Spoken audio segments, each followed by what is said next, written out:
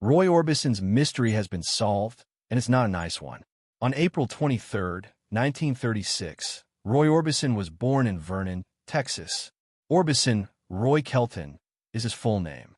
Orbison had to persevere through hardships in his early years. Near the conclusion of the Great Depression, Roy was raised in a working-class household. Early musical interests led him to purchase his first guitar at the age of 6. He was performing on local radio at the age of 8. Roy's parents encouraged him to pursue his goals, and he found solace and strength in music, which allowed him to express emotions that were frequently too difficult to express aloud. Things are not spoken in daily life. He was influenced early on by pop vocalists like Bing Crosby, country music like Hank Williams, and the bluesy sounds of Southern church. Orbison and his family relocated to Wink, Texas, where he continued to develop his musical personality. While still in high school, he started his first band, the Wink Westerners. He developed his songwriting and theatrical presence throughout these early years, laying the groundwork for a revolutionary career. Orbison's big break came when he signed with Memphis Sun Records in the late 1950s. Sun Records simultaneously signed Jerry Lee Lewis, Johnny Cash, and Elvis Presley. He didn't have much success with his first rockabilly songs, but he didn't truly find his musical and lyrical voice until he moved to Monument Records in the early 1960s. With the assistance of producer Fred Foster, Orbison developed a sound that combined pop, rock, country, and classical elements, all of which were encircled by his stunning 3-octave vocal range. Only the Lonely was his first major hit in 1960 and the first of many heartfelt songs that would come to define him. It's difficult to find that kind of romantic melancholy and unadulterated vulnerability in contemporary music, but songs like Crying, Running Scared, In Dreams, and It's Over demonstrated both. His most well-known song, Oh Pretty Woman, from 1964, demonstrated his ability to blend melancholy and self-assurance, establishing him as a global superstar and musical pioneer.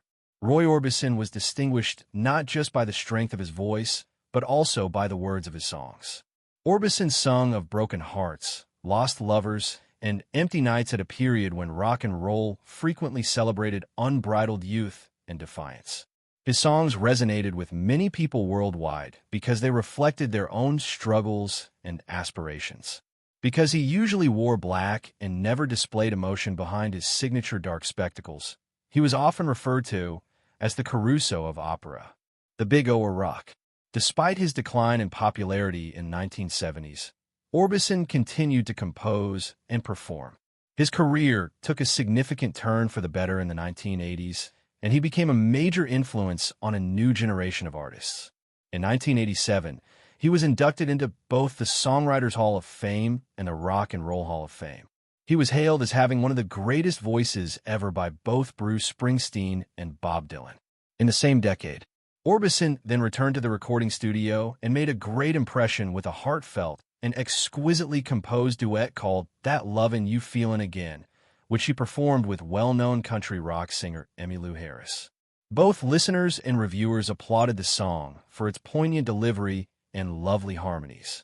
For Best Country Performance by a Duo or Group with Vocal, it took up the 1981 Grammy Award.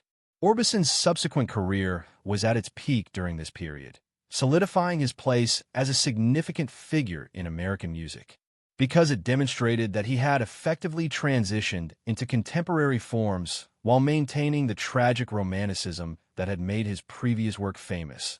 The award held particular significance for him.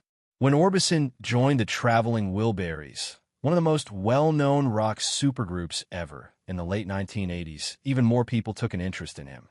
For this impromptu endeavor, many well-known rock musicians, including Orbison, Tom Petty, Bob Dylan, George Harrison, Jeff Lynne, and others, came together. When the band got together to record a B-side for Harrison, they discovered they clicked so well that they nearly created the group by accident. As a joke about his musical background and his idol, Lefty Frizzell, Orbison adopted the moniker Lefty Wilbury within the group.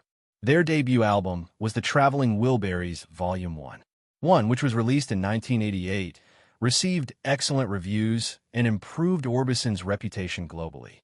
It was also a critical and financial triumph. He added depth and warmth to the band's sound with his work on the harmonies and songs, and his vocals on songs like Handle with Care reminded everyone of his exceptional vocal abilities. In the same year, Orbison received one of the greatest accolades in the industry, induction into the Rock and Roll Hall of Fame, for his enormous contributions to the music industry.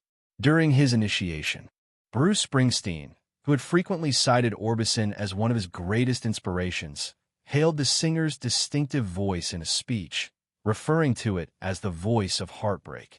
In addition to acknowledging Orbison's significant contribution to the development of rock and pop music, the honor solidified his standing as one of the genre's most inventive and emotionally potent performers.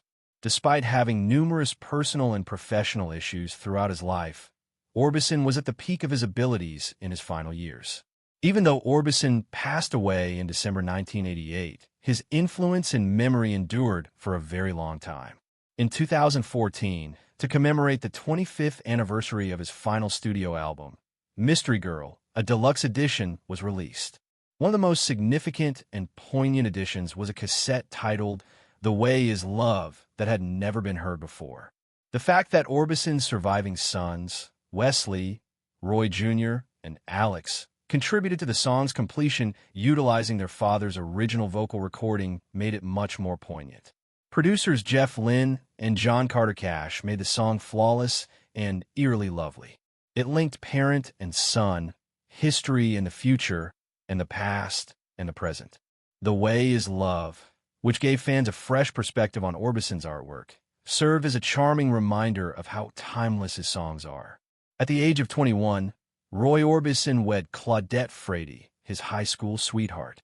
At the age of 16, Claudette's beauty astounded everyone. Orbison was profoundly in love, despite the fact that they were of different ages and that his business was only beginning to gain traction. Their love had grown rapidly. Many of Roy's later works were influenced by Claudette, who became his muse. As with many adolescent love stories, there was fire and strife in their relationship. Nevertheless, they began to establish a life together, and in 1958, Roy Dwayne Orbison was born. In 1962, Anthony King Orbison, and in 1965, Wesley Orbison. Despite the fact that his business required him to spend a lot of time away from his family for recording sessions and trips, Roy loved them and was proud to be a father. In June 1966, Claudette Orbison lost her life in a motorcycle accident in Gallatin, Tennessee. For the parents, this was a horrible tragedy. Her untimely death devastated Roy, who had recently reconciled with her after a long separation. Orbison's life was profoundly impacted by Claudette's passing, both personally and creatively. In addition to breaking his heart, his wife's passing rocked the stability he had established at home during the height of his success. Later, his eerie song Claudette would serve as a monument to her passing. Originally composed as a tribute to her beauty and energy, it gradually developed a very depressing tone. Then it arrived. As if one horrific tragedy wasn't enough, fate sent another brutal blow just 2 years later. In September 1968, Roy Dwayne and Anthony King, his two eldest sons, perished in a house fire in Hendersonville, Tennessee. At the time, Roy was performing in England. The entire house was destroyed by the fire. The deaths of Roy's other two children were extremely painful, but Wesley, his youngest son, who was living with his grandparents at the time, managed to get away. The heartbreak is difficult to imagine. Roy Orbison was well known for his melancholic, heartfelt songs, but he was also experiencing the same suffering that he frequently sang about. His grief was profound, and he avoided the spotlight for some time while he struggled to accept the two horrible incidents that had shattered his family so quickly. While in the UK at this period of grief, Roy Orbison met Barbara Jacobs, a recording producer who was born in Germany. This marked the beginning of a new stage. They immediately connected, and Roy experienced a profound sense of healing. On March 25, 1969, they were married, a significant moment in his life. In his life, Barbara developed into a dependable and compassionate individual. She helped him in his work particularly in his later years, in addition to providing him with emotional support. Their relationship endured through the highs and lows of his career resurgence in the 1980s because they were devoted to and appreciated one another. Barbara and Roy had, in addition to his two children, Alexander Alex Orbison, born in 1975, and Roy Kelton Orbison Jr., born in 1970, who would both go on to play significant roles in continuing his father's legacy following his death. Up until his untimely death in 1988, Barbara remained by Roy's side. She later managed his estate, handled releases after his death, and ensured that everyone would never forget the guy with the high operatic voice and the dark sunglasses, ensuring that his music and legacy would endure for the rest of her life. Roy Orbison's personal life was a complex fusion of love, grief, strength, and leaving a legacy despite all of his issues. Like the music he composed, the story is poignant and unforgettable. One of the most enigmatic and ethereally lovely sounds in rock and roll history was that of Roy Orbison. The odd contrasts in his life, the catastrophes that seemed to follow him everywhere, and his almost spectral presence, despite his fame, have baffled people for decades. Orbison had pitch-black hair and used dark sunglasses even when performing. He appeared to be an open wound due to the sheer intensity in his voice, which soared beyond octaves. However, there is always a feeling of secrecy about him, his personal issues, and most importantly, the profound melancholy that appeared to emanate from his music. For years, people have been speculating about what the well-known image actually depicted. Was it sensitivity to art, anguish over a personal loss, or something darker? After years of speculation, investigations into his life, the discovery of private correspondence, and interviews with those who knew him well, the curtain has finally been pulled. The truth that has emerged, however, is extremely unsettling and contradicts the way that many people romanticize the kind balladeer. The question of why Orbison's life was always tinged with sadness and why his music frequently seemed to foreshadow or reflect that misery before it materialized is at the heart of the riddle. Many believe this to be only an accident or the well-known tale of the stressed-out artist. Nonetheless, some close to Orbison, including some of his early managers and family members who had lost contact, claimed that he suffered from serious, untreated mental trauma starting in his early years. Despite the fact that his anguish was eating him from the inside out, he not only concealed it, but also used it to create art. Even more concerning is the fact that recent studies and interviews suggest that his well-known, otherworldly voice might have come at a horrible cost. According to Orbison's early medical records, he underwent many experimental sinus surgeries as a young man to address a persistent breathing issue. At a period when medical ethics were at best ambiguous, some today believe that these procedures may have unintentionally altered his vocal structure, giving him the distinctive, nearly operatic range that made him renowned.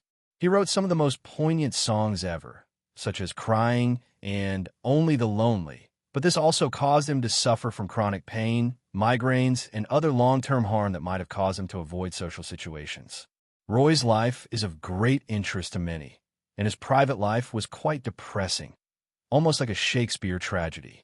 His first wife, Claudette, lost her life in a horrific motorcycle accident in 1966. Two of his young children were killed in a fire at his Hendersonville, Tennessee, home 2 years later when he was on tour. Orbison's ability to continue working after such a devastating loss was always admired by fans, who saw his composed demeanor as a reflection of his fortitude. However, a considerably darker image is painted by fresh evidence from his private diaries, some of which have already been made public. He was severely dependent on pharmaceutical medicines to cope with his mental devastation. He even considered leaving the music industry, or worse, taking his own life at times. Realizing that Orbison's late 1980s comeback, just before his untimely death in 1988, wasn't the joyful, prosperous recovery it appeared to be, could be the worst thing of all. He was back in the spotlight because to his work with the Traveling Wilburys and the song Mystery Girl, but many who knew him well today say he was exhausted, had heart issues that weren't improving, and was still dealing with the fallout from years of stress and loss. Even though Orbison enjoyed being in the spotlight and receiving fresh accolade from critics, he was aware that he was living on borrowed time. When he passed away at the age of 52 from a heart attack, the world was startled. However, it was the tragic conclusion of a life that had been gradually unraveling for those who truly knew him. The enigma surrounding Roy Orbison has been solved. However, the reality isn't what comforting tales are about. Despite the fact that his own soul was gradually disintegrating, the story tells a man who gave his soul to the world via singing.